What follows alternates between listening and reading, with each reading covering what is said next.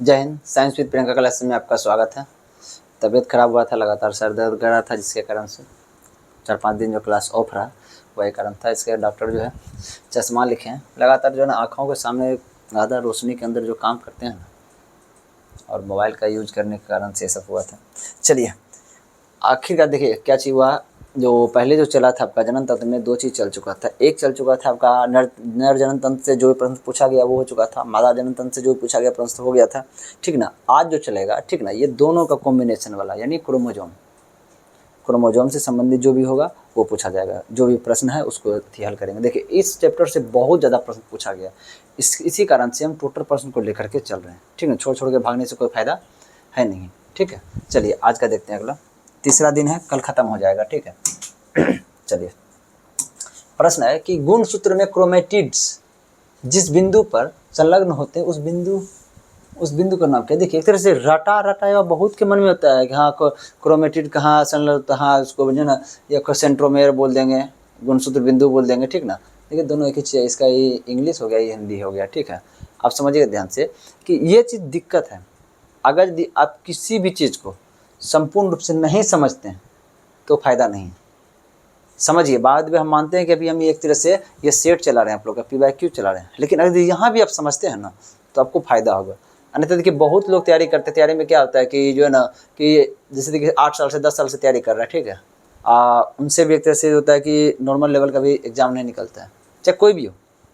तो कारण क्या चीज़ होता है कि वो फाउंडेशन सही रूप से नहीं किया हुआ रहता, संपूर्ण रूप से फाउंडेशन नहीं करके बस एग्जाम के पीछे भागता है, ठीक है। अब बस 3 महीने एग्जाम बचा हुआ है तो सबको उसी में मैनेज करना है, हर सब्जेक्ट को देखना है, तो अब उसका कोई भी सब्जेक्ट सही के रूप से नहीं हो पाता है। समय दीजिए खुद को, फाउंडेशन बहुत अच्छा तरह से कर लीजिए।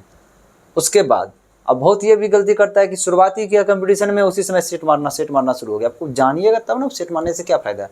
पहले फाउंडेशन कंप्लीट कर लीजिए, उसके बाद ये सेट के लिए, ठीक है। और हर चीज़ को समझिए। बार बार एक ही चीज़ पढ़ने से अच्छा है उस चीज़ को अच्छे से पढ़े, उसको बार बार सिर्फ देखना है, ज़्यादा मेहनत नहीं करना है। एक बार अच्छे से पढ़िए उस चीज़ को। चलिए देखते हैं कि देखिए पहले गुणसूत्र क्या चीज़ है। यहाँ जो सवाल है गुणसूत्र में क्रोमेटिड्स, हम पहले समझेंगे गुणसूत्र क्या चीज़ है, फिर ये क्रोमेटिड्स क्या चीज़ है, उसके बाद देखेंगे किस बिंदु पर संलग्न होता है। अब इसको समझने का कोशिश करते हैं। जैसे जैसे हम समझाते हैं उस चीज़ को समझिए। एक ये प्रश्न का एक चीज़ समझते हैं ना, आपका आगे जितना भी प्रश्न है कम से कम 15-20 प्रश्न का डील होगा। इसीलिए एक प्रश्न को पहले समझिए, ये क्या चीज़ है, समझिए ध्यान से। ये क्या चीज़ है वो सुनिए ध्यान से। ये जो है ये क्या है, कोशिका का नाभिक है, क्या केंद्रक है। इसी जो कोशिका हो गया, कोशिका के बीच में क्या पाया था आपका नाभिक पाया था। इसको एक तरह से इसको क्या कहते हैं हम लोग, केंद्रक कहते हैं, न्यूक्लियस कहते हैं, ठीक है। इसी के अंदर क्या होता है, आनुवंशिक गुणों का जो वाहक जो होता है इसी के अंदर पाया जाता है। यह क्या होता है, कोशिका का सबसे बड़ा भाग है, ठीक है ना। कोशिका का सबसे बड़ा भाग है। इसका खोज किसने किया था, रॉबर्ट ब्राउन ने। कौन किया था, रॉबर्ट ब्राउन ने किया था। कब किया था, ये 1931 ईस्वी में किया था, ठीक है। चलिए समझते हैं इस चीज़ को बारी बारी से। देखिए यह जो नाभिक के अंदर जो जाली से जो दिख रहा है, ये जाली से दिख रहा है, यह क्या है, क्रोमेटिन है। जाली से दिख रहा है उसको क्या कहते हैं, क्रोमेटिन। क्या है यह, क्रोमेटिन है। समझिएगा बारी बारी से, हर चीज़ को हम समझा देंगे। ये क्या चीज़ है, क्रोमेटिन है। अब बहुत एक तरह से बहुत अधिक मात्रा में है, इसको क्या कहते हैं, जाल के जैसा दिख रहा है। जाली तरह से ये कैसा लगा, जाल की तरह दिख रहा है। इसको क्या कहते हैं, क्रोमेटिन जालिका कहते हैं इसको, इसलिए इसको क्या कहते हैं, क्रोमेटिन जालिका कहते हैं, ठीक है। अगर इसका हिंदी देखिएगा तो हिंदी इसको कहते हैं गुणसूत्र पदार्थ। क्या कहते हैं, गुणसूत्र पदार्थ, ठीक है। चलिए क्रोमेटिन जालिका। इस प्रत्येक धागे के अंदर जो होता है, ठीक ना, उस धागे में क्या पाया जाता है, 2 पॉइंट पाया जाता है। एक DNA पाया जाता है और उस DNA को बांध करके रखने का जो काम करता है एक प्रोटीन है। उस प्रोटीन का नाम क्या है, हिस्टोन प्रोटीन है। ये जो क्रोमेटिन जालिका है इसके अंदर क्या पाया जाता है, आपका एक DNA पाया जाता है और क्या पाया जाता है, हिस्टोन प्रोटीन पाया जाता है। क्या पाया जाता है, हिस्टोन प्रोटीन पाया जाता है, ठीक है। और यह जो DNA है, इस DNA के अंदर क्या पाया जाता है, आपका जीन पाया जाता है। क्या पाया जाता है, आपका जीन पाया जाता है। और यह जो जीन है, इस जीन के अंदर पाया जाता है आपका न्यूक्लियोटाइड्स पाया जाता है। न्यूक्लियोटाइड्स इसको कहते हैं, एडिनिन ग्वानिन जो था एक तरह से आरएनए डीएनए में जो पाया जाता है, ठीक ना, साइटोसिन हो गया, थायमिन हो गया, वो सब क्या है, न्यूक्लियोटाइड्स, ठीक ना, वो किसमें पाया जाता है, जीन में पाया जाता है। अब क्रमबद्ध रूप से समझिएगा, क्रोमेटिन जालिका, क्रोमेटिन धागा जो है वो किससे के, उसमें क्या क्या पाया जाता है, डीएनए पाया जाता है और हिस्टोन प्रोटीन पाया जाता है, और उस डीएनए में क्या पाया जाता है, जीन पाया जाता है, और उस जीन के अंदर क्या पाया जाता है, आपका न्यूक्लियोटाइड्स पाया जाता है, ठीक है। अब देखिए ध्यान से, ये सब कहाँ से शुरू हुआ, ये क्रोमेटिन धागा से शुरू हुआ ये सब कहानी, ठीक है। अब ध्यान में समझिएगा, इससे आगे यदि हम बढ़ते हैं, यह क्रोमेटिन धागा फिर क्या क्या काम करता है, समझिए ध्यान से, जब कोशिका विभाजन होने लगता है, जब क्या होता है, कोशिका विभाजन होने लगता है, तब यह क्रोमेटिन धागा जो होता है एक तरह से क्या होता है, बैंड होता है, क्या कहते हैं, उसको बांध दिया जाता है एक तरह से, एक नहीं होता कि बहुत सारा लकड़ी है उसको किसी धागे से बांध करके उसको क्या कर दिया, एक तरह से बांध दिए। सेम उसी प्रकार से यह जो क्रोमेटिन धागा जो होता है एक संरचना का निर्माण करता है, जिससे देखिए इस प्रकार से एक तरह से ठीक है, इस प्रकार से एक तरह से बंडल में क्या होता है, वो बंध जाता है, कौन, यह क्रोमेटिन धागा।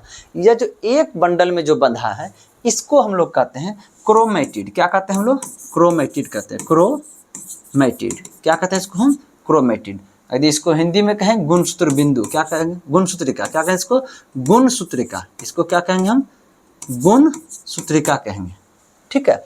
एक बैंड बना तो क्या कहलाया, गुणसूत्रिका। ऐसा ही एक और बैंड जो होता है, सेम यही क्रोमेटिड जो होता है एक और बैंड, ठीक है, सेम इसी तरह से वो भी क्या हो गया, एक तरह से इस तरह से आकर के बैंड हो गया इसी पे, ठीक है। तो ये भी क्या है, क्रोमेटिड ही है, एक तरह से गुणसूत्रिका ही है, ठीक ना। ये फर्स्ट क्रोमेटिड हो गया, ये सेकेंड क्रोमेटिड हुआ।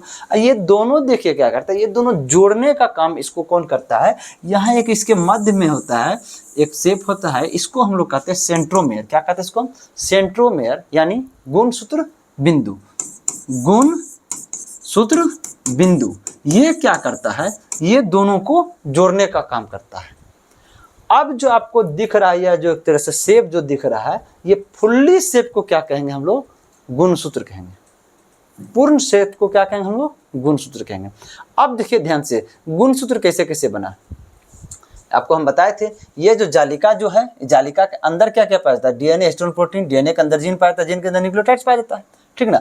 और जब कोशिका विभाजन होने लगता है, कोशिका विभाजन मतलब समझ रहे हैं, समझिएगा ध्यान से, हम लोग का जो निर्माण जो हुआ, जैसे देखिए नर जो होता है, नर एक तरह जो मादा होती है, नर में क्या पाया जाता है, आपका शुक्राणु पाया जाता है, ठीक है, और मादा में क्या पाया जाता है, अंडाणु पाया जाता है, ठीक है। ये दोनों निषेचन के दौरान क्या बनाता है, जायगोट बनाता है, ठीक है। अब ये जो जायगोट जो होता है, जायगोट सिर्फ एक कोशिका है, जायगोट सिर्फ एक कोशिका, यही जायगोट कोशिका जो होता है विभाजन होते होते हम लोग को शरीर का निर्माण करता है। स्टार्टिंग हम भी पहले एक ही कोशिका से निर्माण, मेरा भी हुआ, आपका भी निर्माण एक ही कोशिका से हुआ। ये कौन कर रहा है, कोशिका विभाजन होते होते कर रहा है, ठीक ना। विभाजन होते होते क्या है, अनेक कोशिका का निर्माण किया, जिससे अभी लाखों करोड़ों अरबों कोशिका हम लोग के शरीर में, ठीक ना। ये कौन प्रक्रिया से हुआ है, ये विभाजन प्रक्रिया से हुआ है। जब विभाजन होने लगता है कोई भी कोशिका, एक कोशिका जब दो कोशिका में बदलने लगता है, तो उसी समय क्या होता है, यही क्रोमेटिन धागा जो होता है, ये जो क्रोमेटिन धागा है, यह क्या होता है कि बैंड हो जाता है, एक बांधता है, एक तरह से बंधन ना, एक तरह से कोई ना, तो गाँव में सुनते बोझा सब जो बांधता है, वही बैंड रूप से बंधता है। एक जो बंधा हुआ है उसको हम क्रोमेटिड कहते हैं। सेम ऐसा बंधा हुआ भी एक और इसमें आकर के जुड़ जाए तो क्या होगा, दो क्रोमेटिड हो गया। ये दोनों को जोड़ने का काम कौन करता है, गुणसूत्र बिंदु, यानी एक तरह से हो गया ये सेंट्रोमेयर हो गया, ठीक है,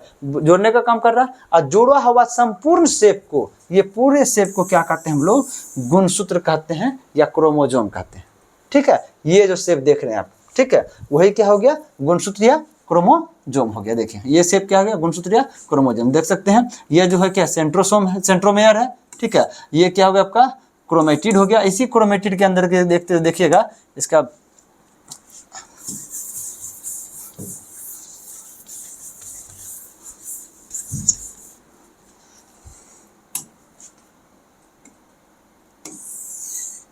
चलिए देखिए, ये क्या हो गया आपका, गुणसूत्र हो गया। इसी के अंदर देखिए धागे धागे इसमें भी संरचना है ना, इसी के अंदर क्या पाया जाएगा आपका, ये सब जो है इसमें अंदर में क्या भरा पड़ा है, क्रोमेटिन जालिका भरा पड़ा है, ठीक है। क्रोमेटिन जालिका है नहीं, एक शेप था, ये भी क्रोमेटिन जालिका का ही एक शेप था। दोनों जुड़ करके क्या बन गया, संपूर्ण शेप को क्या कहेंगे लोग, गुणसूत्र कहेंगे, ठीक है।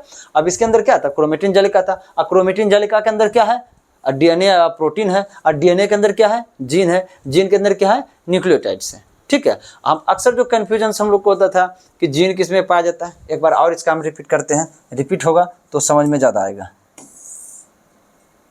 चलिए देखते हैं, यह क्या है, यह थी गुणसूत्र है, ठीक है ना, क्रोमोजोम है।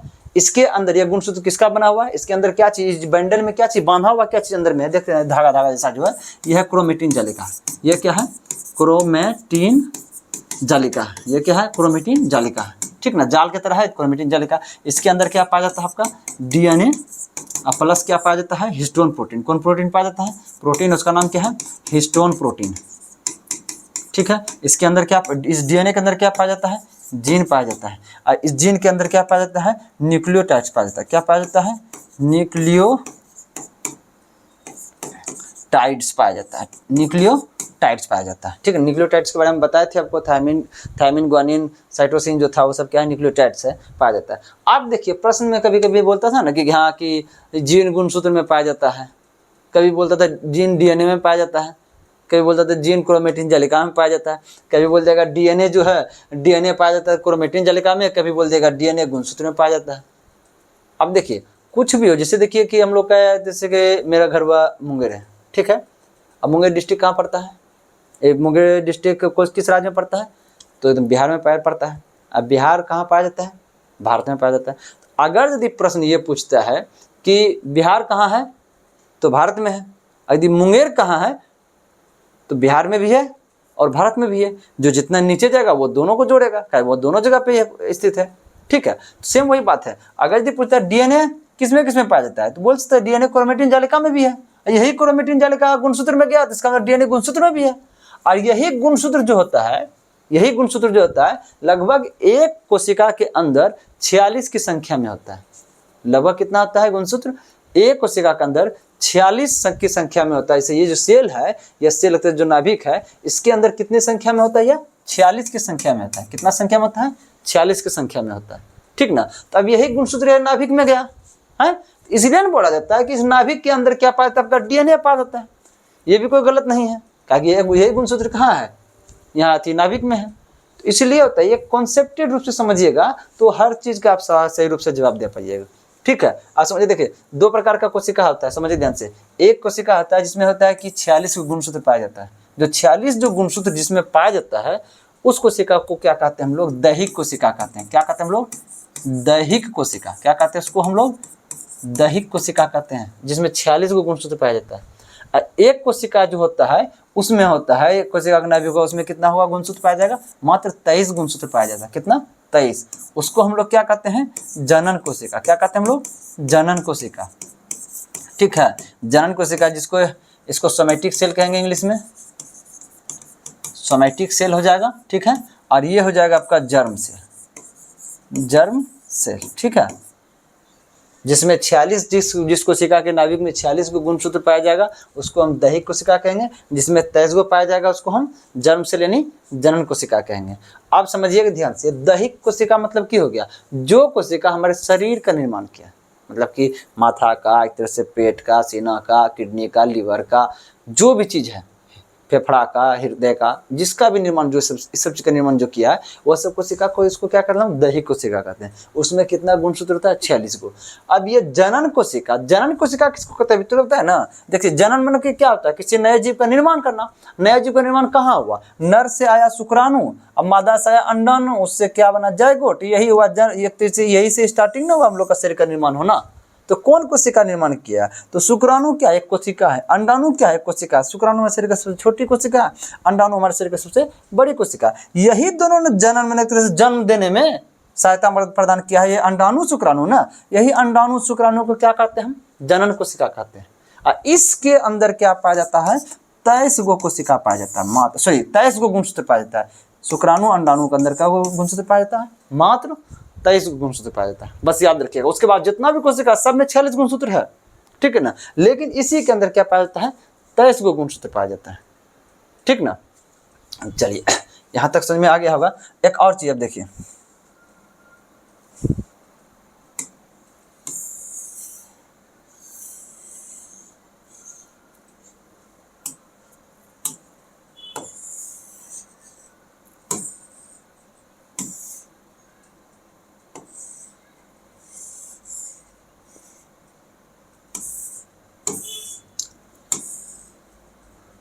चलिए प्रश्न क्या था, देखिए कि गुणसूत्र में क्रोमेटिड्स, गुणसूत्र में, गुणसूत्र समझ में आ गया, ये पूरे सेप को गुणसूत्र कहते हैं। में क्रोमेटिड्स, क्रोमेटिड्स किसको कहते हैं, एक दो क्रोमेटिड्स होगा, एक ई क्रोमेटिड्स हो गया पहला, दूसरा क्रोमेटिड्स ये हुआ, दो क्रोमेटिड्स जो है, ठीक, जिस बिंदु पर संलग्न होते हैं, जुड़ते हैं, जुड़ रहा है कहाँ पे, यहाँ, जहाँ जुड़ रहा है उसको हम क्या कहते हैं, सेंट्रोमेर या गुणसूत्र बिंदु कहते हैं, हम बता चुके हैं। उस बिंदु का नाम क्या है, गुणसूत्र बिंदु या सेंट्रोमेर इंग्लिश में कहते हैं, दोनों उसी का है, ठीक ना, थोड़ा कंफ्यूजन ठीक तरह से प्रिंटिंग में गड़बड़ी हुआ, ठीक है, वो हो गया। अब देखिए क्या चीज़ है, ये जीन समझिएगा ध्यान से। अब सबसे पहले इस तारक का के बारे में समझ लीजिए, तारक क्या क्या चीज़ करता है। हम आपको क्या बताएं कि कोशिका के विभाजन के फलस्वरूप हम लोग का निर्माण हुआ। पहले एक कोशिका था, यह कोशिका का बन गया, दो बन गया, ठीक ना। ये विभाजित कैसे हुआ, ये टूटा कैसे, ये दोनों को तोड़ने का काम कौन किया, एक तरह से अलग करने का काम कौन किया, तो यही तारक काय है। यही तारक काय क्या किया, ये दोनों को अलग करने का काम किया। साथ साथ में ये क्या किया, यह जो गुणसूत्र है, गुणसूत्र को विभाजित करके, अब जैसे एक कोशिका ये था, ठीक ना, इससे जो दो बना, जैसे देखिए एक कोशिका ये था, इससे दो बना, एक ये बना, एक ये बना, ठीक ना। इसमें भी गुणसूत्र उतना ही चाहिए जितना इसमें है, जितना उसमें गुणसूत्र गया है उतना ही गुणसूत्र इसमें भी आना चाहिए, ठीक ना। वो निर्धारित कौन करता है आपका, यह तारक काय ही करता है। सेम गुणसूत्र होना चाहिए। सेम गुणसूत्र का मतलब क्या चीज होता है, हम यहाँ पे इस चीज को हम समझते हैं, देखिएगा ध्यान से। सेम गुणसूत्र का मतलब क्या चीज होता है,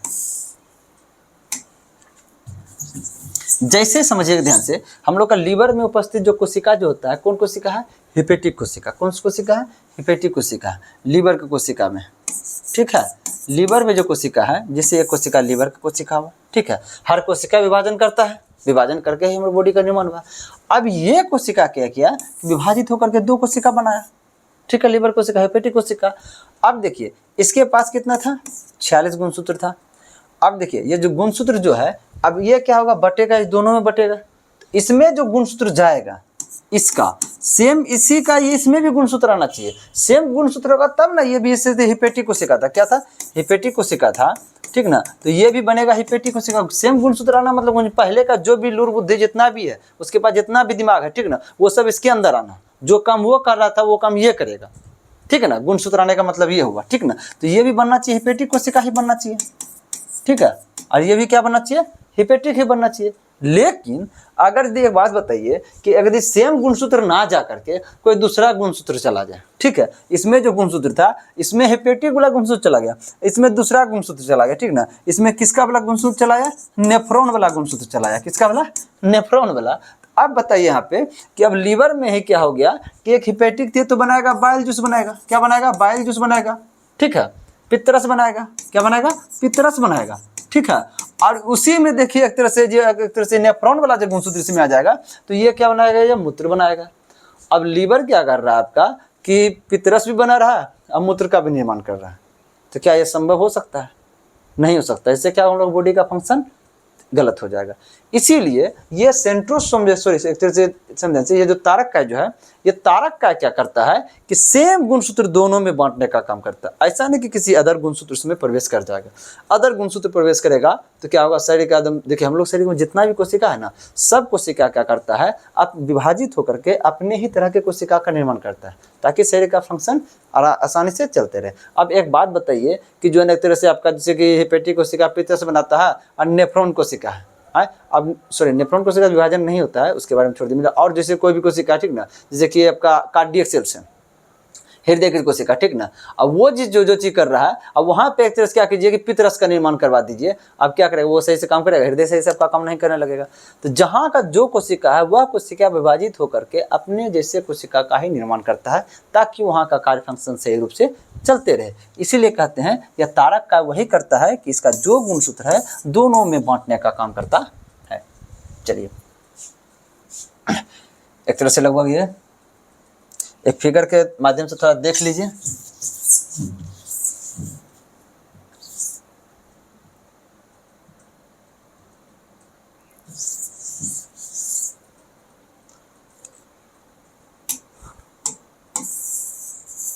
चलिए देखिए, यही अभी हम समझा रहे थे ना आपको, क्या था, जैसे देखिए ये नाभिक है, सॉरी ये कोशिका है, कोशिका के अंदर क्या है, न्यूक्लियस है, नाभिक है।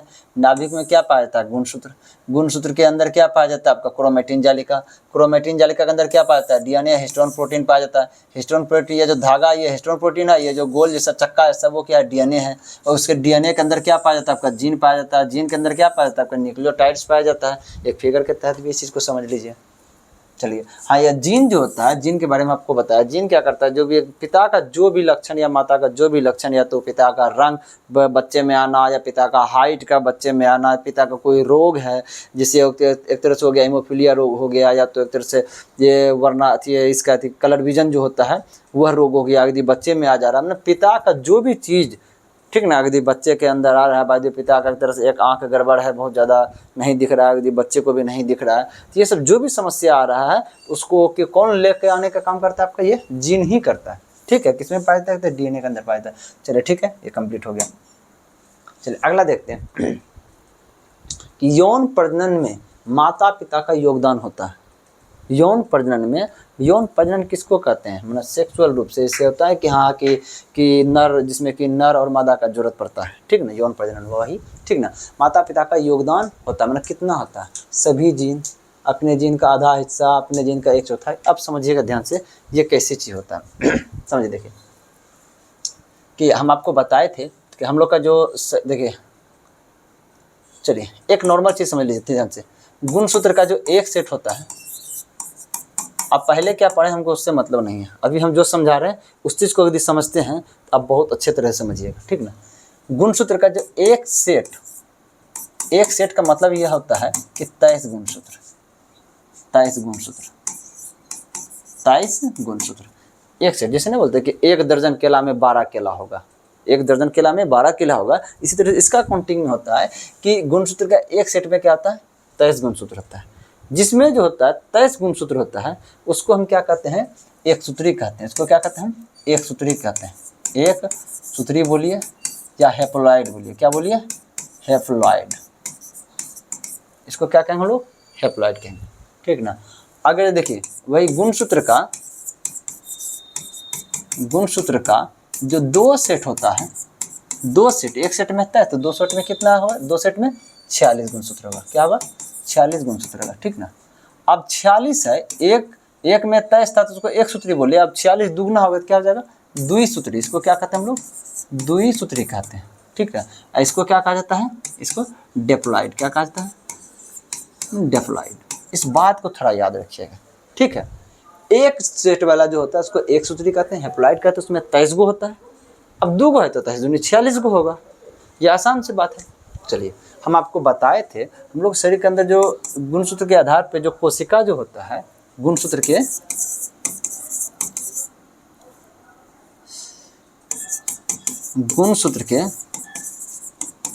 आधार पर कोशिका बोले थे कि 2 प्रकार का होता है, ठीक ना।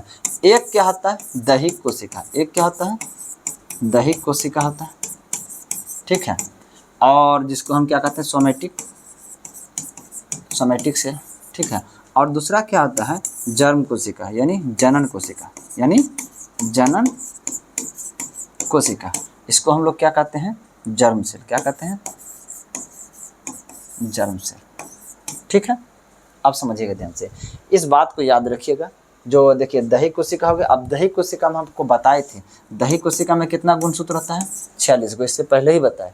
दैहिक कोशिका में गुणसूत्र का कितना होता है, 46 गो, ठीक ना। अब 46 गो है तो इसको हम क्या कहेंगे, दुगना नहीं हो गया, इसको द्विसूत्री भी कह सकते हैं, इसको डेप्लॉइड भी कह सकते हैं, ठीक है। अब देखिए, अब यहाँ क्या है कि जनन कोशिका में कितना होता है, 23 गो होता है। इसको हम क्या कह सकते हैं, एक सूत्री कह सकते हैं, हेप्लॉइड कहेंगे, एक सूत्री यानी हेप्लॉइड कह सकते हैं। ये पूछा गया है आगे भी, इसलिए इसको समझिए अच्छा से, ठीक ना। 23 है एक सूत्री हो गया, 23 है तो क्या हो गया, एक सूत्री हो गया। ये 46 है तो क्या होगा, द्विसूत्री हो गया। इस बात को यदि समझ पा रहे होंगे तो बहुत अच्छे तरह से आगे का भी चलेगा। चलिए देखते हैं।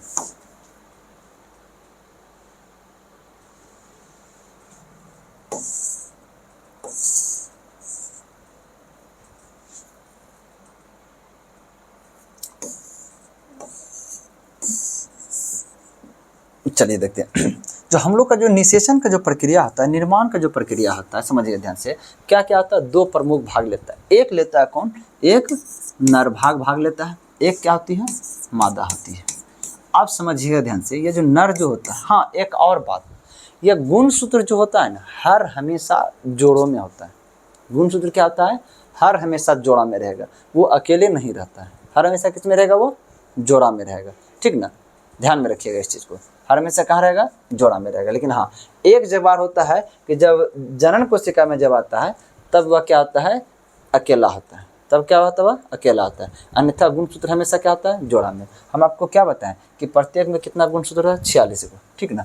अब नर में कितना है, 46 गुणसूत्र है, मादा में भी कितना है, 46 गुणसूत्र होता है। हाँ एक और चीज़ बता दे रहे हैं, ठीक ना, एक तरह से इसमें लिंग के आधार पे, ठीक ना, दो प्रकार का गुणसूत्र होता है, हर बात को समझना है थोड़ा, ठीक है। लिंग के आधार पे गुणसूत्र होता है, इसका मतलब समझिएगा क्या चीज़, गुणसूत्र जो होता है दो प्रकार का होता है। एक होता है ऑटोसोम, समझिए ध्यान से, जैसे 46 होता है ना, हाँ 46 गो में से समझिएगा ध्यान से, 46 में कितना हो जाएगा, कुल मिला के कितना हो गया, 23 जोड़ा हो गया, ठीक ना। 46 मतलब कितना हो गया, 23 जोड़ा। आपको बोले थे ना कि गुणसूत्र हर हमेशा किस में रहता है, जोड़ा में रहता है, 23 जोड़ा हो गया, ठीक है, 23 जोड़ा हो गया। अब देखिएगा ध्यान से, तो अब देखिए इसमें जो होता है 22 जोड़ा, 22 जोड़ा जो होता है यह होता है ऑटोसोम। क्या होता है, ऑटोसोम होता है, ये क्या होता है, ऑटोसोम। ऑटोसोम मतलब हुआ असेक्सुअल, मतलब क्या हुआ, यह अलैंगिक हुआ। क्या हो गया, यह अलैंगिक, मतलब इसका लिंग निर्माण में इसका कोई भूमिका नहीं है, यह क्या हो गया, अलैंगिक। क्या होगा, अलैंगिक हो गया, इसका लिंग निर्माण में कोई भूमिका नहीं है। उसके बाद एक जोड़ा जो होता है, एक जोड़ा होता है, इसको क्या कहते हैं, एलोसोम। क्या कहते हैं, एलोसोम। यह क्या होगा, एलोसोम। इसको कहते हैं लैंगिक, इसको क्या कहते हैं, लैंगिक या सेक्सुअल कह सकते हैं इसको, ठीक है, लैंगिक। इसको अनसेक्सुअल कह सकते हैं, इसको सेक्सुअल कहेंगे इंग्लिश में, ठीक है। यह क्या हो गया, लैंगिक। अब समझिए ध्यान से, यह जो होता है 22 जोड़ा जो होता है, 22 जोड़ा इसका मतलब कितना हो गया, यह 44 गो होगा, ठीक है। यह जो होता है, यह जो लैंगिक जो होता है, एक अक्ष होता है और एक क्या होता है, वायु होता है, ठीक है। या जिसमें इसमें देखिए अलग अलग समय होता है, जैसे जो भी मादा में क्या होगा, मादा में अलग हो जाएगा, एक तरह से क्या होगा कि जो पुरुष होता है, पुरुष में क्या होता है, अलग होता है, ठीक है। या तो समझेंगे दो प्रकार का होता है, जैसे कि अक्ष होता है या तो अक्ष वायु होता है, ठीक है।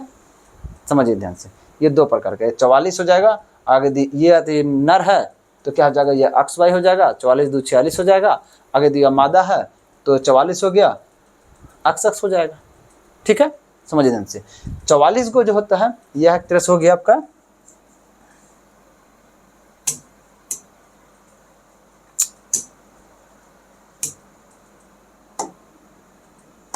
समझ, ये 44 क्या होगा, असेक्सुअल। असेक्सुअल ये क्या करता है, आपका शरीर का निर्माण करता है।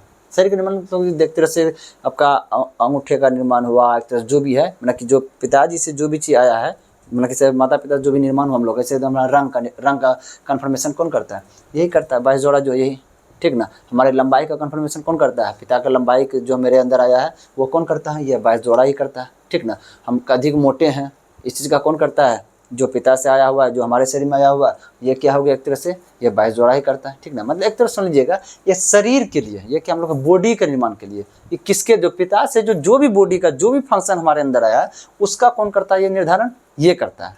हाँ एक तरह से अब जो बच्चा है वह लड़का होगा कि लड़की होगा, उसका निर्धारण कौन करता है, ये जो एक जोड़ा है, कौन निर्धारण करता है, ये करता है, ठीक है।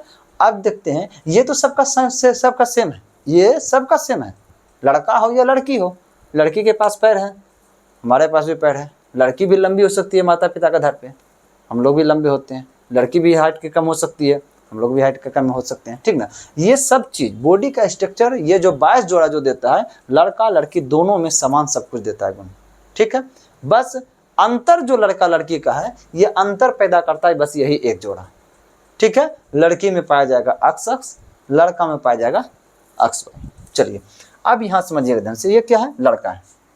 लड़का जैसे 46 है तो इसमें क्या हो जाएगा, ये एक तरह से इसको 23 जोड़ा कर सकते हैं, 46 को तय जोड़ा कहते हैं। जोड़ा हम इसलिए वर्ड इस्तेमाल किया जाता है क्योंकि अक्सर गुणसूत्र क्या होता है, वो जोड़ा में पाया जाता है। ठीक है, तो इसमें क्या हो जाएगा, 22 प्लस अक्स होगा। आपको बोले थे कि एक तरह से 22 जोड़ा प्लस अक्स बोलिए, या तो 22 दूनी 44 प्लस अक्स बोलिए, ये होगा। सॉरी मिस्टेक 44 प्लस अक्स वाई होगा। ठीक, और अगर ये मादा में आते हैं तो यह क्या हो जाएगा, 44 प्लस अक्स हो जाएगा, 44 प्लस अक्स हो जाएगा। ठीक, यहाँ तक तो ठीक ठाक कॉम्बिनेशन। ठीक है, ये देखिए दोनों में 44 है ना, 44 दोनों में ये दर्शाता है कि पिता व्यक्ति जो है ना एक तरह से शरीर के लिए सेम दे रहा है, माता भी जो दे रहा है 44 दे रहा है। ठीक ना, अंतर क्या चीज में देख रहे होंगे, यहाँ अक्स वाई है, वहाँ अक्स है। अब समझिएगा ध्यान से। अब निर्धारण कैसे होता है कि जो शिशु होगा वह लड़का होगा या लड़की होगा, निर्धारण का मेन कॉन्सेप्ट शुरू यहीं से होता है। ये कैसे होता है समझिएगा ध्यान से कि देखिए हम आपको क्या बोले कि जो शुक्र, जैसे देखिए जनन कोशिका जो होता है वो क्या होता है, एक सूत्री होता है, मात्र उसमें कितना आता है, 23 ही रह सकता है। जनन कोशिका का अंतर कौन कौन आता है आपका, जन्म में जो कोशिका भाग लिया आपको बताए थे ना, जैसे देखिए कि आपको बोले थे निषेचन जो होता है, जैसे कि नर और मादा जो भाग लेती है, नर क्या देता है शुक्राणु देता है, मादा क्या देती है क्या, अंडाणु देती है। ठीक ना, तो वो दोनों क्या करता है, निषेचन करके जायगोट बनाता है। क्या बनाता है, जायगोट बनाता है। इसका मतलब शिशु का निर्माण शुरू हुआ। ठीक ना, तो ये जो जनन जो प्रक्रिया जो शुरू यहाँ से हुआ, हम लोग का जो बॉडी का जो निर्माण हुआ, ठीक ना, हम लोग का जो बॉडी का निर्माण हो गया आगे चल के, तो कौन करवाया, शुक्राणु करवाया, अंडाणु करवाया। ये भी क्या कोशिका है, शरीर का सबसे छोटा कोशिका, ये भी क्या कोशिका, शरीर का सबसे बड़ा कोशिका है। तो यही दोनों कोशिका ने निर्माण कराया। ठीक ना, इसीलिए इसको कहते हैं जनन कोशिका। क्या कहते हैं इसको, जनन कोशिका, जर्म से। ठीक है, और जनन कोशिका का एक रूल है कि यह क्या होता है, एक सूत्री होता है, या इसको कह सकते हैं कि इसमें इसका गुणसूत्र का एक सेट होता है। एक सेट कितना, मात्र 23 गो ही होगा। इसमें कितना होगा, मात्र 23 गो। अब देखिए यहीं से कन्फर्मेशन होता है लड़का हो लड़की। अब ये तो या तो शुक्राणु जो होता है किसमें 50% चांस होता है, क्या चीज़ का, ये 22 तो लेगा ही शुक्राणु। ये शुक्राणु जो है समझिए ध्यान से, ये शुक्राणु क्या करेगा, ये 22 तो लेगा है, आधा तो लेगा ही। ठीक ना, निषेचन के लिए। ठीक ना, लेकिन यह शुक्राणु कभी ये दोनों में से आधा कोई लेगा, ये भी दो गए तो लेवन करेगा, आधा लेना था इसका। तो जैसे 44 में 22 ले लिया, अब इन दोनों में से कोई एक को लेगा। ठीक ना, या तो यह अक्स को लेगा या तो यह वाई को लेगा। ठीक है, आप समझ क्योंकि देखिए इसको तो 23 ही पुराना है, 23 से अधिक ले नहीं सकता है। ये 50% चांस होता है। ठीक ना, यह नर का भी कंट्रोल में नहीं है कि यह अक्स लेगा कि वाई लेगा, ये दोनों में से कोई आ सकता है, या तो अक्स आ सकता है या तो वाई आ सकता है। अब जैसे देखिए यह मादा में भी जो क्या होता है, जो अंडाणु होता है, समझे ध्यान से, मादा का भी जो अंडाणु जो होता है, ठीक ना, ये भी क्या जनन कोशिका है, जर्म सेल है। इसमें भी तो 23 गो रहेगा ना गुणसूत्र। जब 23 गो गुणसूत्र रहेगा तो ये भी 44 में से 22 लेगा, अब प्लस दोनों में से कोई एक लेगी। जैसे ये अक्स ली, कोई एक लेगी, लेकिन आज दोनों में लेती है तो अक्स से आता है, लेकिन इसमें जहाँ जैसे देखिए अक्स लिया। ठीक है, अब करवाए हम इसका निषेचन। अब इसका क्या करवाए हम, निषेचन। ये दोनों का क्या हो जाएगा, निषेचन।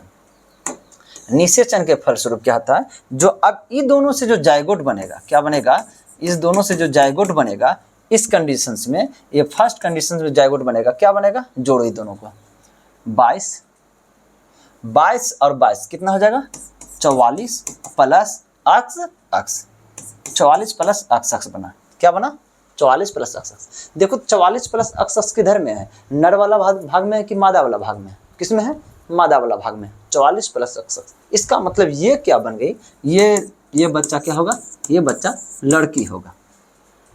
ठीक है, अब देखिए क्या बोले थे, शुक्राणु ये भी क्या 23 ही लेगा फर्स्ट बार। कभी हो सकता है कि ये अक्स ले सकता है या यह कभी वाई ले सकता है, 50% चांस होता है।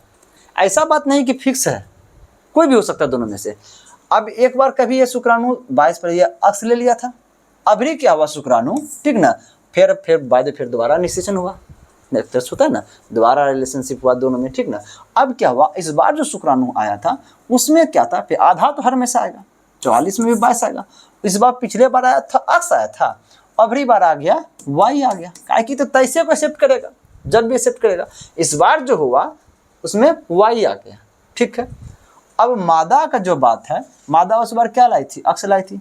फिर जो प्रक्रिया होगा मादा के अंदर, ठीक है। मादा के अंदर जो फिर प्रक्रिया होगा 22 तो ये भी लेगी इस बार भी, प्लस ये दोनों में से कोई ले तो अक्स से आ रहा है, इसमें तो कोई फर्क ही नहीं बुझा रहा है। ये कभी अक्स ले रहा है, ये कभी वाई ले रहा है, ये तो दोनों में अक्स से ले रहा है। अब ये दोनों ये फर्स्ट बार रिलेशनशिप के दौरान घटना घटा था, अब ये घटना घटा सेकेंड बार रिलेशनशिप के दौरान, ठीक है। तो सेकेंड वाला दोनों को, ये दोनों जो जुड़ेगा, इससे जो जाइगोट बनेगा, इससे जो जाइगोट बनेगा, ठीक ना, वह क्या बनाएगा 22 44 अब प्लस अक्स ई वाई, अक्स वाई या वाई एक्स लिखिए, ठीक ना, अक्स वाई। अब देखिए अभी जो हुआ है 44 प्लस अक्स वाई किस में है, देखिए नर में, ठीक है। इसका मतलब ये क्या हो गया, लड़का हो गया, ये क्या हो गया, लड़का हो गया, ठीक है। अब कॉन्सेप्ट समझ में आ गया, लड़का होने का कारण, लड़की होने का कारण। देखिए मुख्य कारण जो होता है, देख लीजिए, यह नर ही होता है। मादा तो पहली बार जब भी रिलेशन हुआ था उस समय भी क्या गया था, 22 प्लस अक्सी आया था। दूसरी बार भी जब रिलेशनशिप हुआ उस समय भी कितना आया था, 22 प्लस अक्सी आया था। क्या चीज हुआ,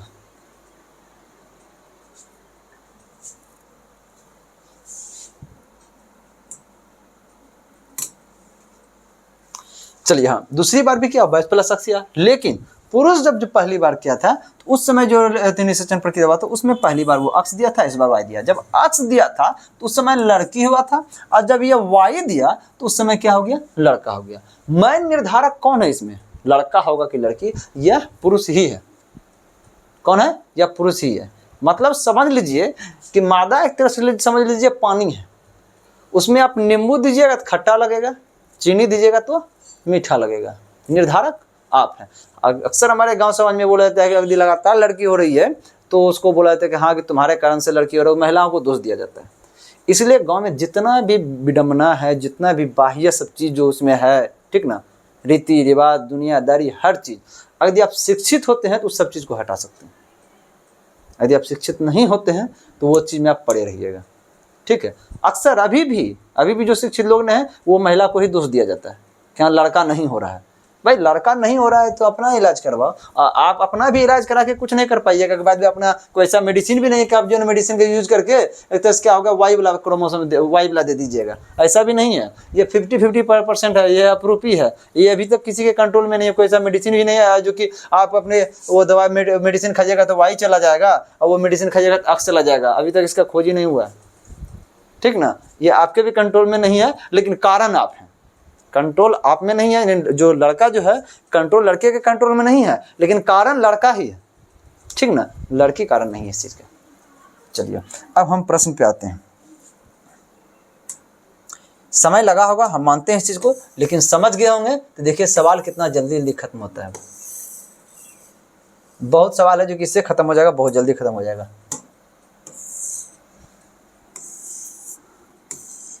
अब सवाल क्या चीज था देखते हैं कि हाँ कि यौन प्रजनन में माता पिता का योगदान होता है, सभी जीन। अब देखिए अभी तक तो क्या चीज होता था, आधा आधा क्या दे रहा था। देखिए ये क्या देता, शुक्राणु को क्या दिया था, आधा दिया था। ये शुक्राणु को क्या दिया था, 44 में कितना दिया था, 22 दिया था। यही ना 22 जाकर के उससे जुड़ा था। ये भी देखिए 22, ये 22, ये भी आधा 44 में से आधा दिया 22, ये भी 44 में आधा दिया 22, ठीक ना। और एक में से दिया 1, ये 20 में से दिया 1, तब ना कुल मिला के दोनों मिलकर क्या बनाया, 44 प्लस, देखिए 44 प्लस अक्स वाई, आधा आधा दे रहा था। क्या दे रहा था, गुणसूत्र दे रहा था। क्या दे रहा था, गुणसूत्र दे रहा था। आप समझिए ध्यान से, क्या चीज का आदान प्रदान होता है, गुणसूत्र का आदान प्रदान होता है। अब प्रश्न में क्या पूछ दिया है कि यौन प्रजनन में माता पिता का योगदान होता है, तो क्या चीज दे दिया है कि सभी जीन अपने जीन का जिक्र कर रहा है, तो गुणसूत्र का जिक्र नहीं कर रहा। यहाँ आदान प्रदान किसका करवाए हम, गुणसूत्र का। हम आपको बताए थे कि गुणसूत्र के अंदर क्या पाया जाता है, क्रोमेटिन जालिका पाया जाता है। और क्रोमेटिन जालिका के अंदर क्या पाया जाता है, डीएनए और हिस्टोन प्रोटीन पाया जाता है। और डीएनए के अंदर क्या पाया जाता है, जीन पाया जाता है। बात तो वही है, ठीक ना। यदि पिताजी का हिस्सा बंटवारा हो रहा है तो समझ लीजिए आपका भी हिस्सा बंटवारा हो रहा है, ठीक ना। बात वही है। अगर यदि गुणसूत्र का चेंजिंग आधा जा रहा है तो इसका मतलब जीन भी आधा जा रहा है। जीन किसके अंदर है, गुणसूत्र के ही अंदर है, ठीक है। सेम प्रोसेस, सेम बात है। इसलिए देखिए यदि आप समझते हैं ना, प्रश्न कितना भी घुमाए फर्क नहीं पड़ता। अभी हम पढ़ रहे थे गुणसूत्र आधा देता है माता पिता बच्चे को, और यहाँ देख रहे हैं कि जीन है। अब ये जीन कहाँ से आ गया भाई, तो वो क्या होता है, गुणसूत्र के अंदर ही पाया जाता है आपका जीन। चलिए, अपने जीन का आधा हिस्सा देगा, अपने जीन का आधा हिस्सा देगा। अगला प्रश्न, इम्प्लांटेशन किसकी प्रक्रिया, इम्प्लांटेशन किसको कहते हैं, समझिएगा ध्यान से। जब क्या होता है कि जो शुक्राणु जो होता है नर जनन भाग से निकल करके शुक्राणु एक तरह से ये क्या होगा, वजाइना हुआ और सर्विक्स होते हुए कहाँ पहुँचता है, यहाँ फैलोपियन ट्यूब में, ठीक। और अंडाणु जो होता है इस अंडाशय से निकल के फैलोपियन नलिका से होते हुए यहाँ पहुँचता है। और इस क्षेत्र में क्या होता है, दोनों का निषेचन होता है। निषेचन यानी फर्टिलाइजेशन होता है।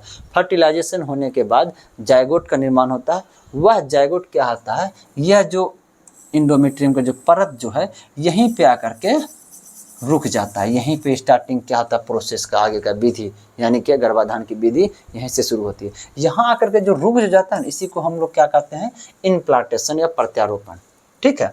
अब समझिएगा ध्यान से, इम्प्लांटेशन लगभग कब होता है, जैसे कि 1 जून को कोई लड़की को 1 जून को पीरियड्स हुआ। पीरियड्स मतलब क्या होता है, फर्स्ट ब्लीडिंग शुरू हुआ, जिससे ना होता है पैन के साथ। इसको छोड़िए, पहले ये चीज़ समझ लीजिए। जैसे ना होता है जो इंडोमेट्रियम का जो परत जो होता है, यही परत क्या होता है, फटता है। फटने से क्या होता है कि वही जो लड़की की जो फर्स्ट डे जो पैन जो होता है वही फटने के कारण से होता है, और उसके बाद वही फटने से ब्लीडिंग होता है, ठीक है। फर्स्ट डे जो होता है ब्लीडिंग, उसके बाद से हम कहते हैं लगभग 1 जून को ब्लीडिंग हुआ, 1 जून को पीरियड्स हुआ। क्या हुआ, पीरियड्स हुआ। पीरियड्स लगभग कितना दिन होता है, चलता है, एनसीईआरटी के अनुसार 3 से 5 दिन लगभग यही है, ठीक है। तो पीरियड्स चलता है। उसके बाद लगभग 14 जून को एवरेज समझिए, देखिए 1-2 दिन आगे पीछे होता है, उसके शारीरिक समस्या के कारण से, हार्मोनल इनबैलेंस के कारण से 1-2 दिन आगे पीछे चलता है।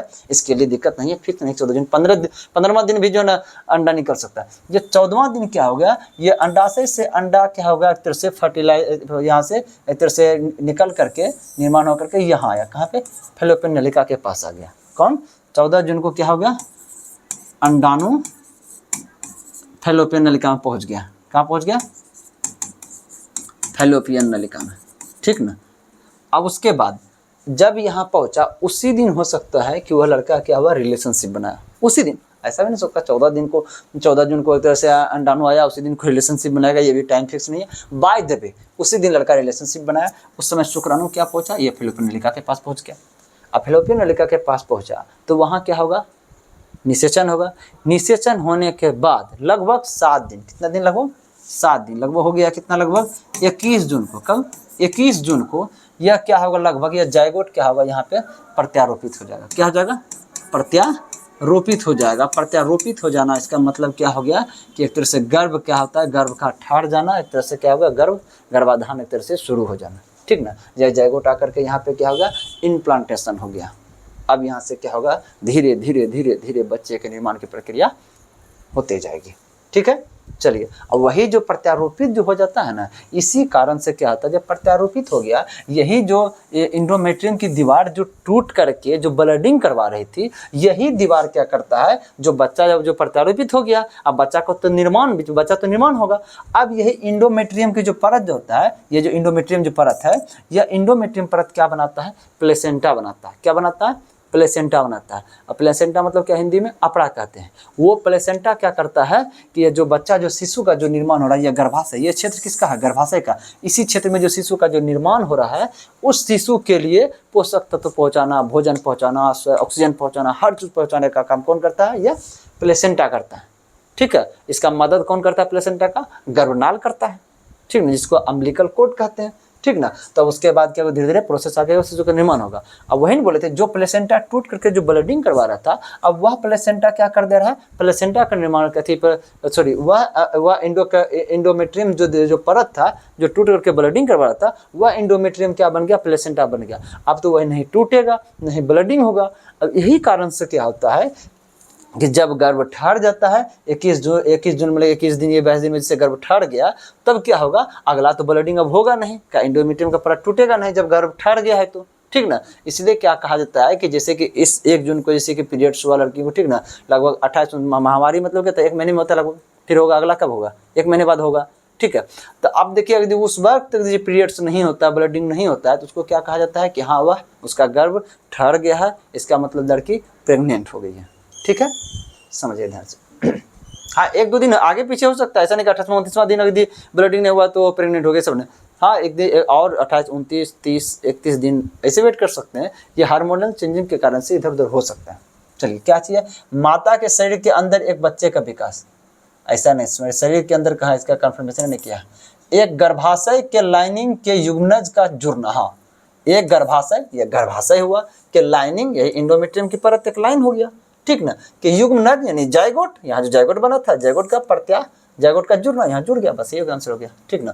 माता के रक्त से प्लेसेंटा के माध्यम से पोषण, तो माता के रक्त से, तो माता का रक्त से जो प्लेसेंटा कहाँ से लाता था, लाता है पोषण, रक्त से लाता है। तो प्लेसेंटा कौन बनता है, यही इंडोमेट्रियम की परत बनता है बाद में, ठीक है। तो ये चीज अभी नहीं है, ये युग्मनज जो जुड़ रहा है यहाँ पे जुड़ रहा है, ये ना होगा भ्रूण के इसके पोषण के विकास। चलिए अगला समझते हैं कि प्रजातियों की व्यक्तिगत संख्या को बनाए रखने एवं उसके विलोपन को रोकने के लिए निम्नलिखित क्या है। आप देखिए प्रजाति व्यक्तिगत संख्या की एक चीज बताइए, जैसे कि कोई भी जीव जिससे होता है कि हाँ उसका जनन प्रक्रिया बंद हो जाता है, एक तरह से वह अपने अनुकूल एक तरह से सहन नहीं कर पाता वातावरण का, वह क्या होता है, जीव एक तरह से विलुप्त होते जाता है, ठीक ना। अक्सर देखते हैं बहुत ऐसा जीव है जिसको क्या कहता है, जो ना चिड़ियाघर में ला करके उसको अच्छा सेवा सत्कार सब कुछ किया ताकि जो है उसको विलुप्ति से उसको बचाया जा सके, ठीक है। जैसे हम ही लोग में क्या होगा कि प्रजनन की प्रक्रिया बंद हो जाएगी, तो क्या हो जाएगा, जैसे हम हैं आगे हम प्रजनन प्रोसेस में हम नहीं जाएंगे, ठीक ना, वो सब चीज़ें दुनिया से हट जाएंगे। तो अब देखिए होता है क्या, आगे प्रोसेस प्रजनन नहीं होगा, ठीक है। जितना दिन हम जिएंगे उतने दिन हम लोग का जो प्रजाति है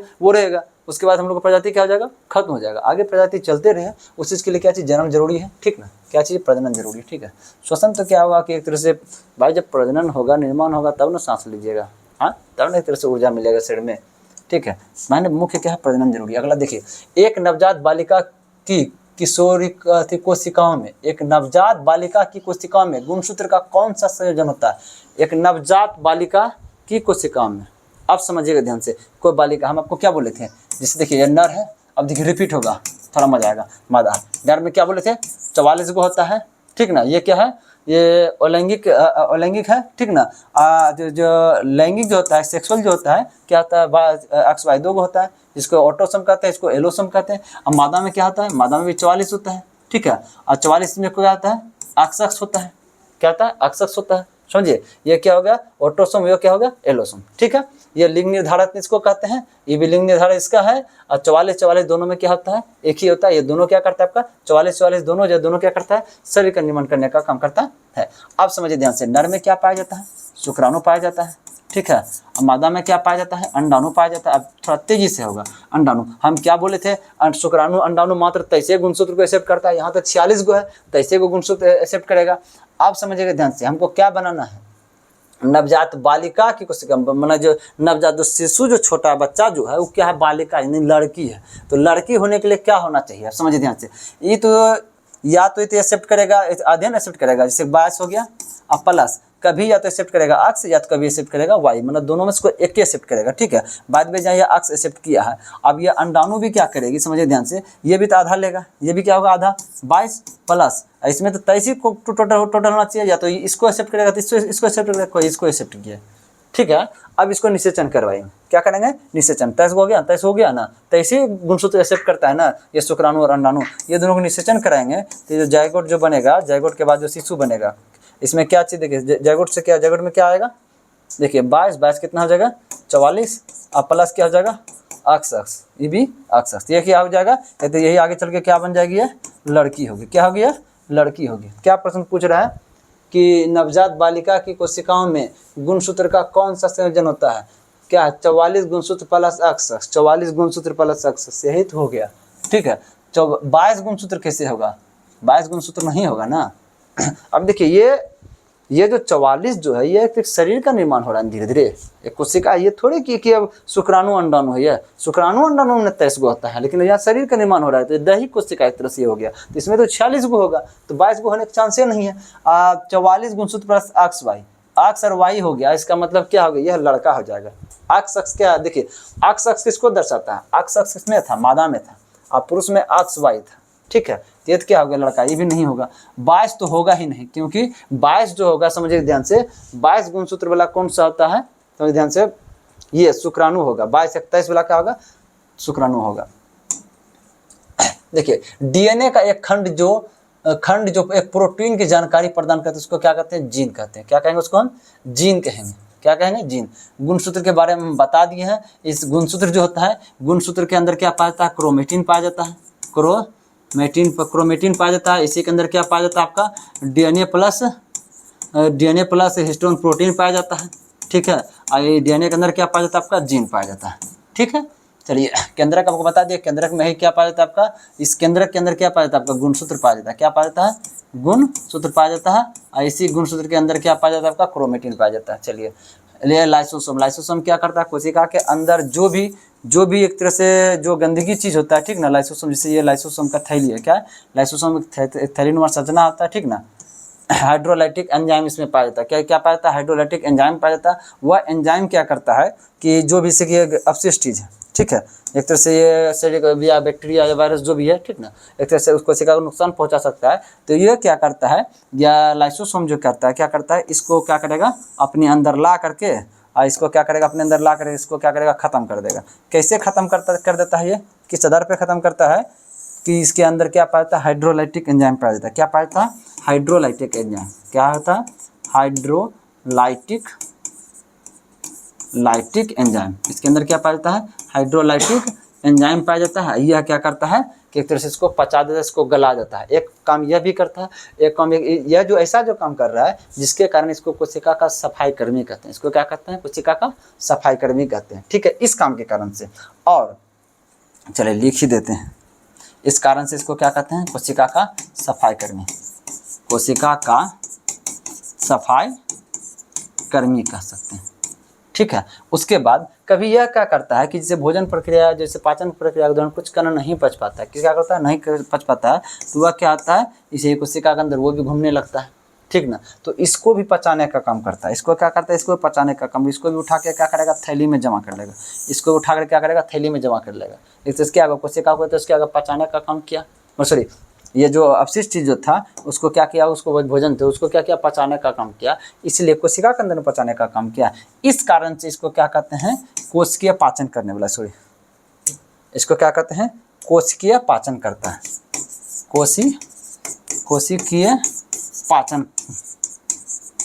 पाचन, ठीक ना, कोशिकीय ये पाचन करता है, कोशिका के अंदर का ये पाचन करता है।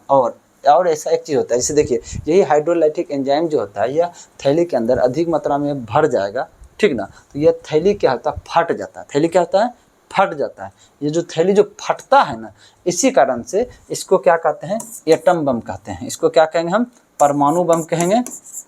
किसका, कोशिका का परमाणु बम कहेंगे। यह फट जाता है इसलिए इसको कहते हैं परमाणु बम। बम क्या होता है, फटता है, या कहीं क्या लिखा था, एटम बम। क्या हो जाएगा, एटम बम, ठीक ना, आप समझिएगा ध्यान से। और वही फट जाने के बाद यह कोशिका में जितना भी चीज़ है, राइबोसोम है, उसके बाद जो है ना आपका एंडोप्लाज्मी रेटिकुलम है, माइटोकॉन्ड्रिया है, जितना भी कोशिका का अंग है, कोशिकांग है, उस सबको खत्म कर देता है, कोशिका को ही नष्ट कर देता है, ठीक ना। जिसके कारण से जो नष्ट कर देता है, खुद कोशिका को ही खत्म कर देता है, उसके कारण से इसका एक और नाम है, क्या कहते हैं इसको, आत्महत्या का थैली कहते हैं। क्या कहते हैं, आत्महत्या का थैली कहते हैं। इसी को कहीं कहीं इसको सुसाइड बैग भी कहते हैं, इंग्लिश में सुसाइड होगा ना, सुसाइड बैग भी इसको कहते हैं, ठीक है। चलिए अगला क्या चीज़ है, मनुष्यों में, महिलाओं में यौन गुणसूत्रों का सेट क्या होता है। तो पुरुष जो होता है, पुरुष में क्या है, पुरुष में क्या पाया जाता है, जो नर होता है, नर में क्या पाया जाता है, एक्स वाई होता है, और मादा में क्या होता है, एक्स एक्स होता है। महिला में क्या हो जाएगा, एक्स एक्स हो जाएगा। प्रजनन को कितनी अधिकतम श्रेणी में बांटा, देखिए प्रजनन मुख्यतः दो प्रकार से होता है। कितना प्रकार से होता है, दो प्रकार से। एक प्रजनन जो होता है, समझिए ध्यान से, प्रजनन की विधि दो होता है। एक होता है लैंगिक, क्या होता है, एक लैंगिक होता है, ठीक है। एक क्या होता है, अलैंगिक, अलैंगिक। देखिए यह कल जो चैप्टर जो अलैंगिक पढ़ाएंगे ना, अलैंगिक, तो उसमें इसको संपूर्ण रूप से इसका व्याख्या करेंगे। चलिए अगला है कि प्रजनन की प्रक्रिया के दौरान उत्पन्न होने वाली भिन्नताएं डैश हो सकती है, ठीक ना। जो भिन्नताएं हो सकती है, क्या चीज़ होता है, वंशागत होता है। भिन्नताएं कैसे होता है, इस चीज़ को समझिएगा। हम आपको क्या बोले थे, जो नर जो होता है, जो मादा होता है, नर में क्या पाया जाता है, 44 प्लस XY, और मादा में क्या पाया जाता है, 44 प्लस XX पाया जाता है। मादा का जो शुक्राणु है, सॉरी पुरुष का जो शुक्राणु है, और मादा का अंडाणु है, ठीक है। अब देखिए शुक्राणु में क्या हो जाएगा, जैसे कि 22 प्लस X आया, ठीक है, 22 प्लस X आया। अब मादा से तो 22 प्लस X ही आएगा, ठीक है, इससे या तो अक्स आएगा कभी वाई आएगा। अब समझिएगा ध्यान से, इसमें समझिए, देखिए ये जो अक्स इसे टोटल जुड़ेगा, ये 22 जो जुड़ेगा। अब समझिए कि बाय द वे यह जो मादा है, ठीक ना, इसका रंग क्या है कि इसका रंग देखिए काला है, ठीक ना, यह काली कलर की है, ठीक ना। अब समझिए ध्यान से, अब यह पिता क्या है, यह गोरा, यह पिता क्या है, गोरा, ठीक है। अब देखिए ये अक्स तो निर्धारित कर रहा है, अक्स तो निर्धारित कर रहा है कि यह लड़की होगा, काहे कि इसमें क्या हो जाएगा, ये हो जाएगा टोटल कितना, ये दोनों जुड़ेगा क्या बन जाएगा, ये 22 दूनी क्या हो जाएगा, 22 दूनी क्या हो जाएगा 44 प्लस अक्स है, ये तो लड़की है। इसका तो लिंक तो निर्धारण हो गया कि दोनों अक्स है तो लड़की हो गया, ठीक है। अगर यदि समझिए ध्यान से कि यह जैसे देखिए ये मादा का जैसे होता है कि मादा का रंग काली है, ठीक ना, तो ये क्या हो जाएगा, ये कलर जो होता है इसका जो जीन जो होता है, ये एक तरह से ये जो 22 जो आया हुआ है इसके कारण से ये इसका प्रभावित होता है, तो ये क्या हो जाएगा, ये काली होगी, ठीक ना। अगर यदि जहाँ ये पिता का प्रभावित होता है तो वो क्या हो जाएगा, वो गोरी होगी, ठीक ना। कुछ क्या होता है, चेंजिंग होता है, ऐसा नहीं है कि फिक्स हो जाएगा कि हाँ कि ये एक तरह से जहाँ ये गोरा है तो ये गोरा ही होगा, ये काला तो ये काला ही होगा, ठीक ना। लेकिन हाँ कुछ चेंजिंग होता है, जैसे देखिए कि पिताजी क्या है, लंबे हैं, पिताजी क्या है, लंबे हैं, ठीक ना, और माताजी का हाइट कम है, ठीक है। तो अब हो सकता है बच्चा या तो लंबा हो सकता है या तो उसका हाइट कम हो सकता है, ये दोनों हो सकता है, ठीक ना।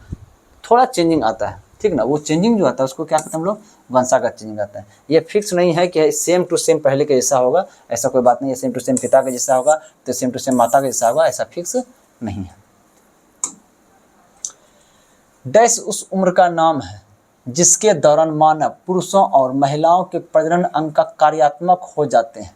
प्रजनन कार्यात्मक होते, प्रजनन अंग किसको कहते हैं, प्रजनन अंग क्या कहा आपको, हम बताए थे नर प्रजनन अंग और मादा प्रजनन अंग।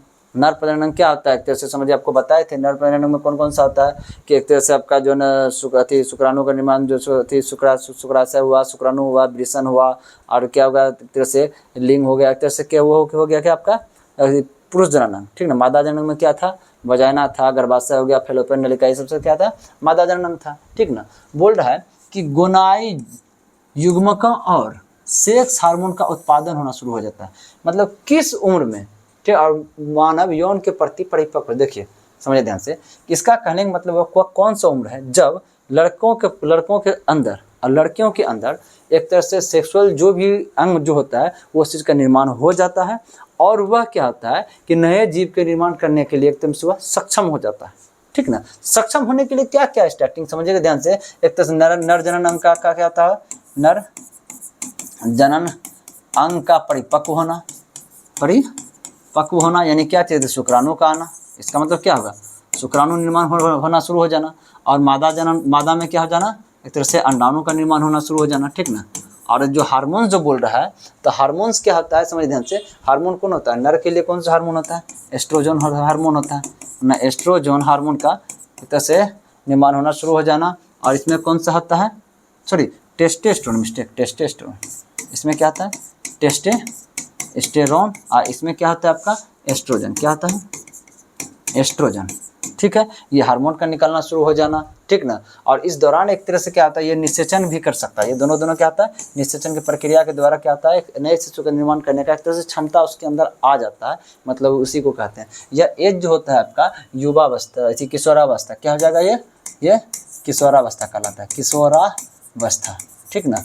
एनसीईआरटी में दिया है टीन टू टीन, मतलब टीन टू टीन का मतलब यह होता है कि इसको 13 से लेकर के, समझे कि अच्छा यार टी डोलिया, 13 एज से लेकर के कितना तक, 18 या 19 तक,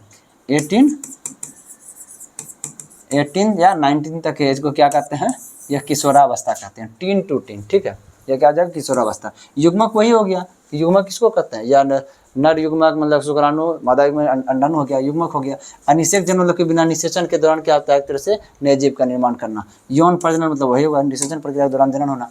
अरे देखिए, अनुवांशिकता को नियंत्रित करने वाला गुणसूत्र का एक घटक है, कौन हो जाएगा, डीएनए हो जाएगा। देखिए आरएनए के बारे में विशेष व्याख्या बाद में करेंगे, क्या कि इसके बारे में संपूर्ण व्याख्या करेंगे तभी समझ में आएगा। इसे किसी लिख देने से मैसेंजर आरएनए है, इस तरह से इसका चलेगा, लंबा चलेगा। चलिए देखते हैं कि वे प्राणु जरायु कहलाते हैं, जो देखिए जो डायरेक्ट शिशु को जन्म देता है, जो डायरेक्ट शिशु को जन्म देता है, ठीक ना, उसको कहते हैं जरायु। क्या कहते हैं, जरायु, ठीक ना, बीबी पोरस कहते हैं, ठीक है।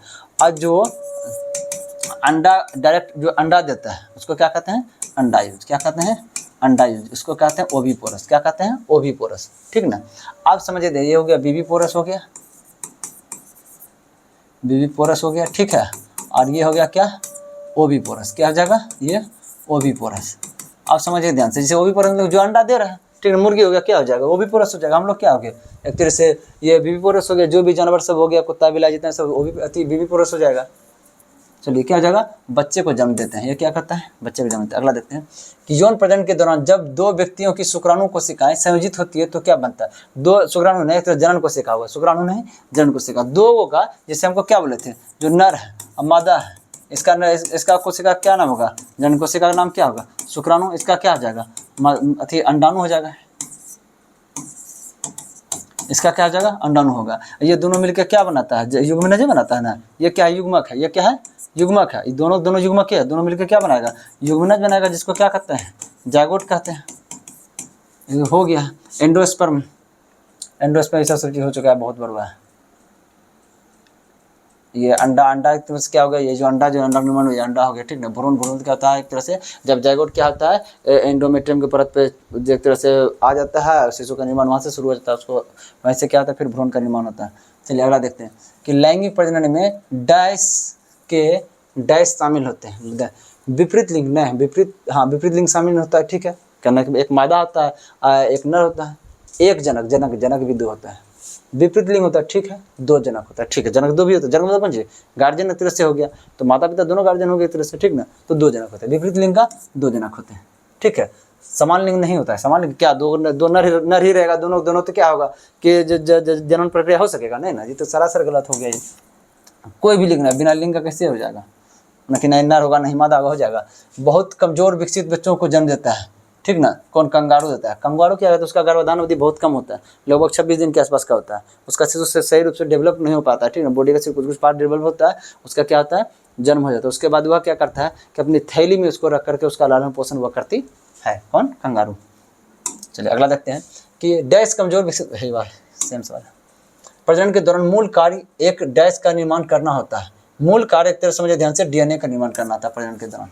मुख्य रूप से क्या चीज़ का, डीएनए ही क्या करेगा एक तरह से, जो ना, जो पिता का जो भी गुण सब है, सब कुछ क्या करेगा, बच्चे में लाने का काम करेगा। कौन, डीएनए करेगा, ठीक है। आरएनए के बारे में विस्तार से बाद में बताएंगे, ठीक ना। मनुष्य के युग्मक अंडाणु शुक्राणु में मौजूद गुणसूत्रों की संख्या। अंडाणु शुक्राणु में क्या होता है, क्या बोले थे हम, जो अंडाणु जो होता है, अंडाणु क्या होता है, अंडाणु और शुक्राणु। हम समझा ही रहे थे इस चीज़ को लेकर के कि अंडाणु में कितना होता है, मात्र क्या होता है, 23 गो होना चाहिए, क्या होता है। और शुक्राणु में क्या होता है, 23 ही होता है। 23 मतलब क्या होता है, आपको बताए थे कि गुणसूत्र का जो एक सेट होता है उसमें गुणसूत्र की संख्या कितना होता है, 23 होता है। आज ही बताएं, ठीक ना। गुणसूत्र का एक सेट में गुणसूत्र की संख्या कितना होगा, 23 होगा। तो इसमें एक ही सेट होता है ना, दोनों में एक सेट होता है। गुणसूत्र का एक सेट हो जाएगा। और गुणसूत्र का दो सेट कहाँ पे होता है, गुणसूत्र का दो सेट होता है दैहिक कोशिका में, ठीक ना। और जनन कोशिका जो गुणसूत्र का शुक्राणु अंडाणु उसमें कितना होता है, एक ही होता है।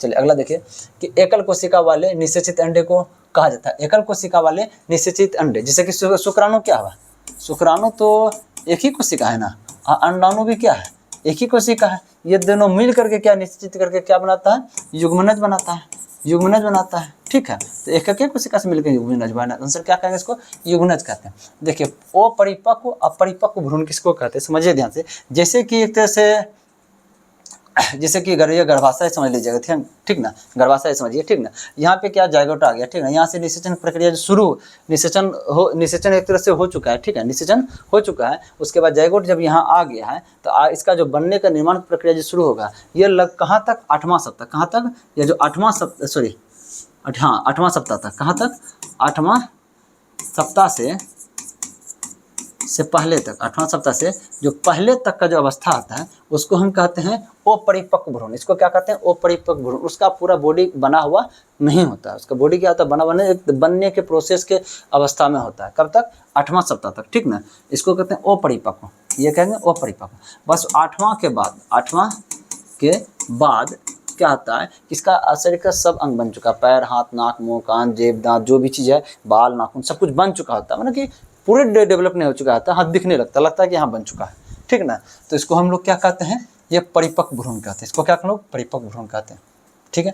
अगला देखते हैं कि मनुष्य में जब वाई गुणसूत्र वाला एक शुक्राणु अंडे को निषेचित करता है, वाई गुणसूत्र वाला, हम आपको बताए थे कि जो नर जो होता है और जो मादा जो होती है, ठीक ना, नर में क्या होता है 44 प्लस XY, और मादा में क्या होता है 44 प्लस XX होता है।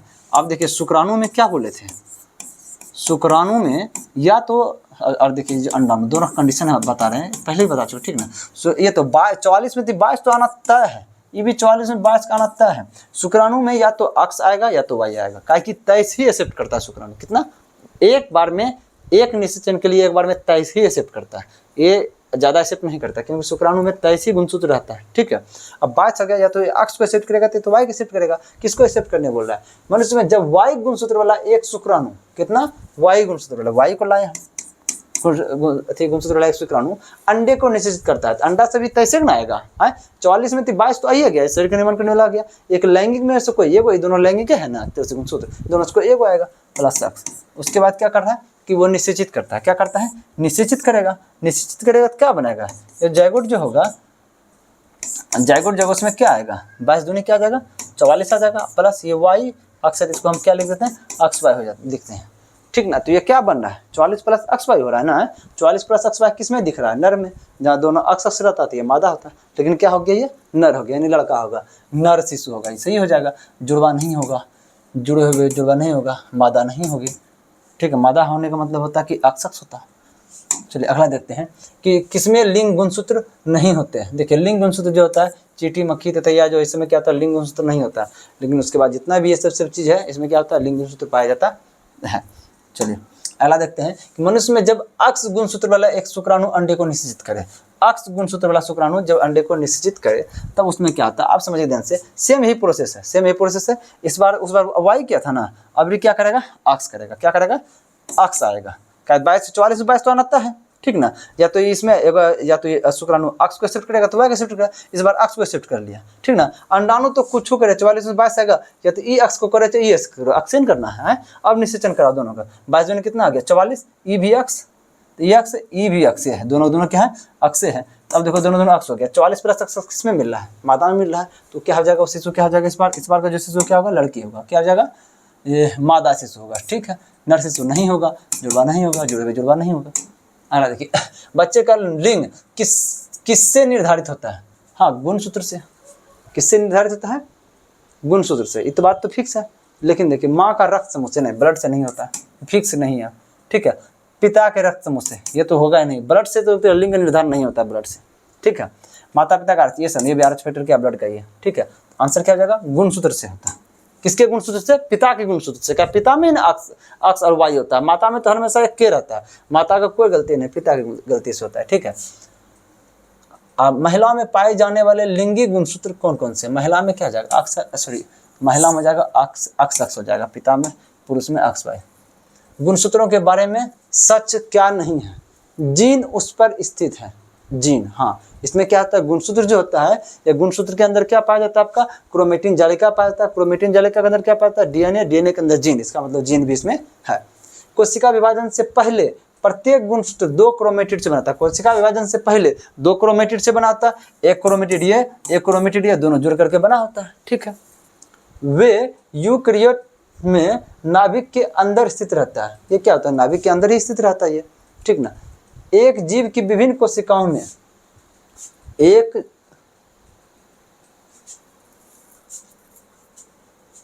जीव की विभिन्न कोशिकाओं में गुणसूत्र की संख्या भिन्न भिन्न होती है, ऐसा बात नहीं है। देखिए लगभग जो कोशिका है सब में क्या होता है 46 ही माना जाता है, ठीक ना। सिर्फ एक जो है ना ये जन्म सेल जो है जनन कोशिका जो होता है उसमें सिर्फ 23 होता है, ठीक है, नहीं भिन्न भिन्न नहीं होता, लगभग सब में क्या होता है गुणसूत्र सेम होता है। कोशिका विभाजन के पहले प्रत्येक 2 क्रोमेटिन, ठीक है, ये यूकैरियोट में नाभिक के अंदर स्थित, हाँ क्या हो जाएगा ये सच क्या नहीं है, तो ये गलत हो जाएगा, 46 होता है, ठीक है। 46 सब में फिक्स होता है, सिर्फ जन्म में सिर्फ 43 होता है, लगभग सब कोशिका में क्या होता है 46 को होता है।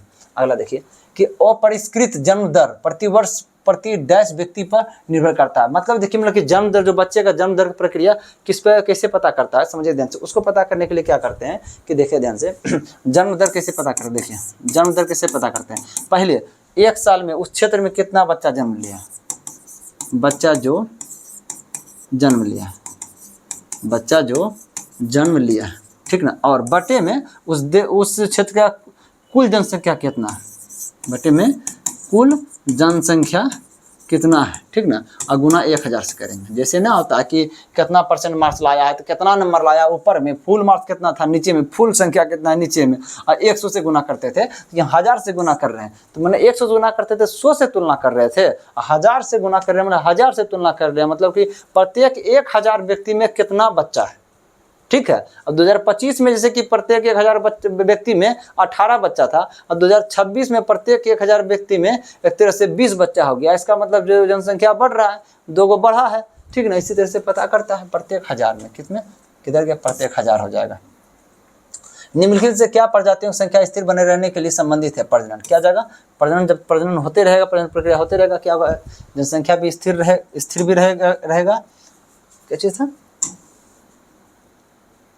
प्रजातियों की संख्या के स्थिर बने रहने से संबंधित। हाँ, ये क्या जगह प्रजनन होगा। अगला देखते हैं कि डैश लिंग निर्धारण के लिए उत्तरदायी होते हैं। लिंग निर्धारण के लिए कौन होता है? आपको बताए थे कि जो 46 जो होता है, 46 में क्या होता है? जो 44 होता है, 44 होता है अलैंगिक, असेक्सुअल। कौन? गुणसूत्र। क्या होता है? अलैंगिक होता है। यह लिंग निर्धारण नहीं करता, यह शरीर का निर्धारण करता है। और इसमें से जो होता है ना, 2 गो जो होता है, यह क्या होता है? लैंगिक होता है। यह क्या होता है? लैंगिक होता है। यह क्या करता है? लिंग निर्धारण करता है, लड़का होगा या लड़की। और इसको हम कहते हैं ऑटोसोम्स। क्या कहते हैं? ऑटोसोम कहते हैं, ठीक है। और इसको कहते हैं क्या चीज? एलोसोम। क्या कहते हैं? एलोसोम, ठीक है। तो कौन बोल रहा है कि डैश लिंग निर्धारण के लिए उत्तरदायी होते हैं? तो लिंग निर्धारण के लिए क्या हो जाएगा? Auto allosome. हाँ, एलोसोम हो जाएगा। जर्म कोशिका आपको बताए थे, जो शुक्राणु अंडाणु जो उसको जर्म कोशिका कहते हैं, यानी जनन कोशिका, ठीक है।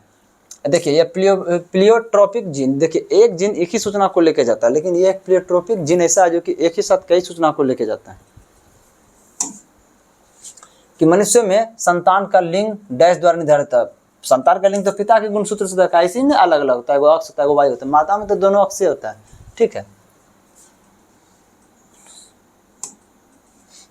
एक समान मनुष्य में कितने लिंग गुणसूत्र होते हैं? लिंग गुणसूत्र कितना होता है? अभी हम आपको तुरंत बताएं लिंग गुणसूत्र कितना होता है। ये देखिए, और लैंगिक गुणसूत्र कितना होता है? 44 गो। और लैंगिक मतलब कि लिंग गुणसूत्र कितना होता है? 2 गो। कौन होता है? या तो अक्ष होता है, या तो अक्ष वाई होता है। 2 एक ना हुआ, ये इसको लोग 2 गो हुआ, इसको लोग 2 एक ना हुआ, ठीक है। क्या जाएगा? 2 गो। सरीसृप में संतति में लिंग किस तापमान से निर्धारित होता है? देखिए ध्यान से, वह तापमान जिस पर निश्चित अंडा रखा जाए। देखिए ध्यान, सरीसृप मतलब कौन? जो केचुआ आती है, जैसे देखिए ये आपका मगरमच्छ हो गया, और एक तरह से आपका ये जो है कछुआ हो गया। ये सब में उसका कैसे होता है जानते हैं? जिस उसमें होता है अत्यधिक, जैसे टेम्परेचर निश्चन के लिए अत्यधिक टेम्परेचर हो गया तो क्या हो जाएगा? मादा हो जाएगा। और कम टेम्परेचर हो जाएगा तो क्या हो जाएगा? वह नर हो जाएगा। या ऐसा भी होता है कभी कि अधिक टेम्परेचर पे नर हो जाएगा और कम टेम्परेचर पे क्या हो जाएगा? मादा हो जाएगा। वो टेम्परेचर के आधार पर क्या होता है? उसका नर या मादा होने का बात होता है। किस पे? सरीसृप में। चलिए, पादप में निषेचन के बाद इसका कल चलेगा। निम्नलिखित कौन सा कथन गलत है? सभी बच्चों में वाई गुणसूत्र उनकी माँ से वंशागत होती है। वाई गुणसूत्र माँ से होता है, तो देखिए नर से क्या होता है? अक्ष और वाई होता है, और मादा से क्या होता है? अक्ष होता है, तो माँ से वाई होगा। गलत हो गया। कुछ प्राणियों जैसे घोंगे एवं जीव अपना लिंग परिवर्तन कर सकते हैं। हाँ, घोगा क्या करता है? कुछ जो घोगा वो क्या करता है कि नर से मादा भी हो जाता है, मर से मादा से जो है ना नर भी हो जाता है, ठीक है। ये बात तो सही है। सभी मानव गुणसूत्र युग्मित नहीं होते हैं। सभी मानव गुणसूत्र युग्मित नहीं होते हैं।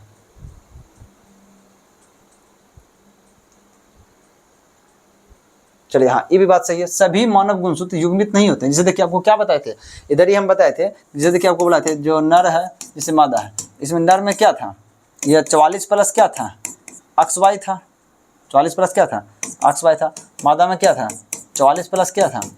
अक्ष था। और इसके बाद नर में जो शुक्राणु जो था, शुक्राणु का जो कोशिका है, शुक्राणु का जो कोशिका है, शुक्राणु की कोशिका में क्या था? इससे 44 22 से 44 से कितना आया? 22 प्लस या तो अक्ष आएगा या तो वाई आएगा। जो अक्ष हो गया इसका जोड़ा है नहीं है ना, ये जोड़े में, लेकिन ये जोड़ा में है नहीं ना। जो जनन कोशिका जो होता है वह जोड़े में नहीं हो सकता है, ठीक ना। तो ये भी बात सही है।